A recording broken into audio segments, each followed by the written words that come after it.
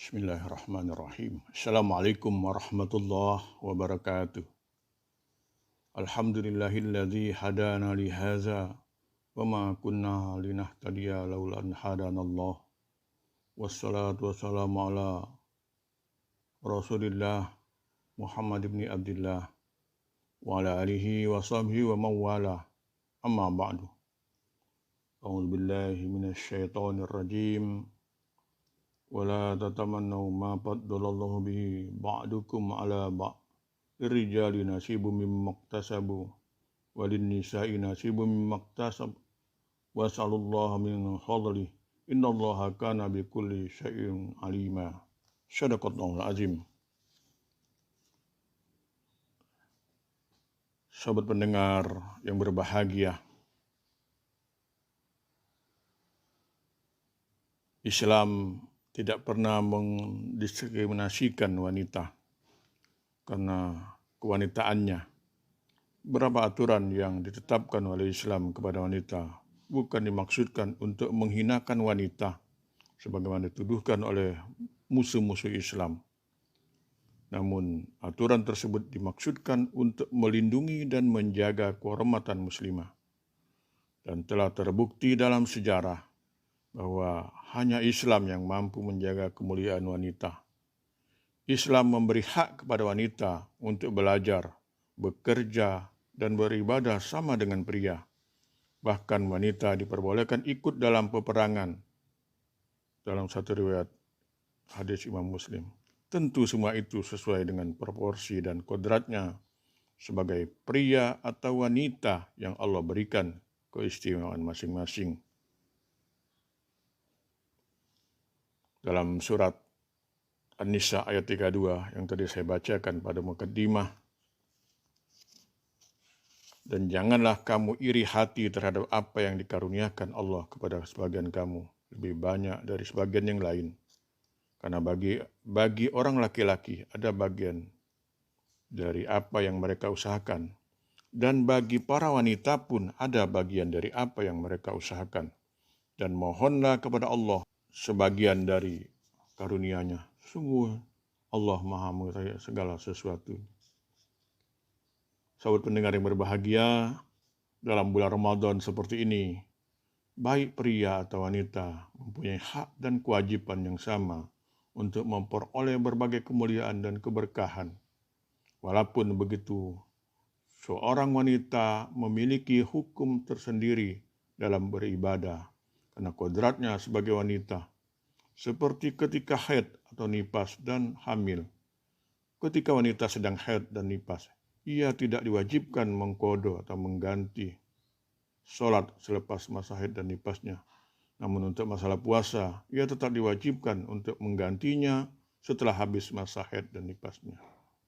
Mengapa terdapat perbedaan seperti itu? Saum maupun sholat merupakan bagian dari ibadah. Dalam hal ini, ibadah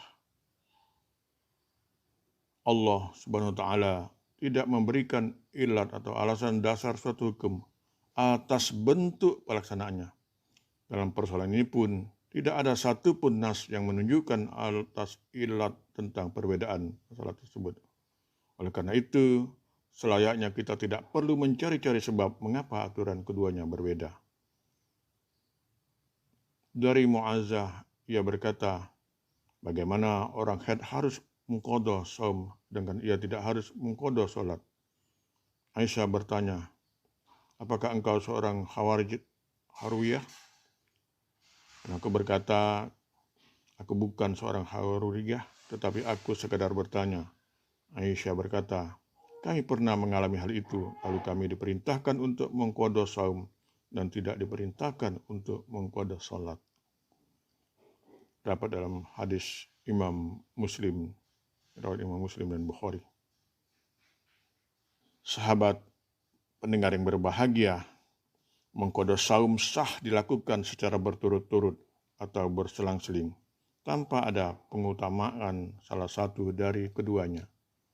Mengqadha saum Ramadan juga sah dilakukan secara langsung setelah Hari Raya Idul Fitri, mulai tanggal 2 Syawal.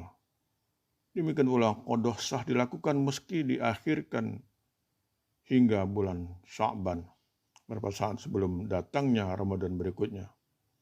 Dalil atas masalah ini adalah keumuman ayat yang artinya, maka barang siapa di antara kamu ada yang sakit atau dalam perjalanan, lalu ia berbuka, maka wajiblah baginya bersaum sebanyak hari yang ditinggalkan itu pada hari-hari yang lain. Dalam surah Al-Baqarah ayat 104 jelas.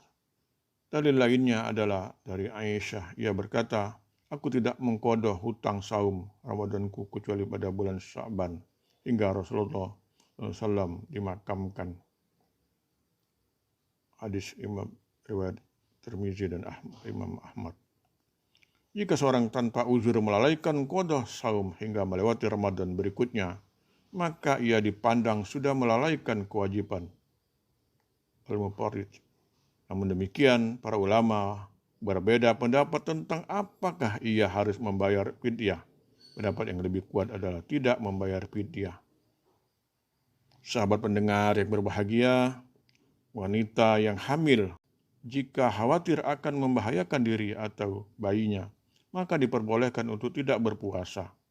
Begitu juga dengan wanita yang sedang menyusui, apalagi jika tidak dapat mencari pengganti wanita lain yang dapat menyusui baginya, maka wanita yang mengalami dua keadaan tersebut, menurut pendapat yang lebih kuat adalah wajib baginya untuk membayar fidyah, yaitu memberi makan orang miskin sebanyak hari yang dia tinggalkan, tanpa perlu mengqadha puasanya, sebagaimana fidyah bagi orang yang telah rentah. Jumlah membayar fidyah adalah 500 gram beras atau sejenisnya untuk satu hari. Wallahu a'lam bishawab. Nasrun minallah wa fatun qarib. Wassalamualaikum warahmatullahi wabarakatuh.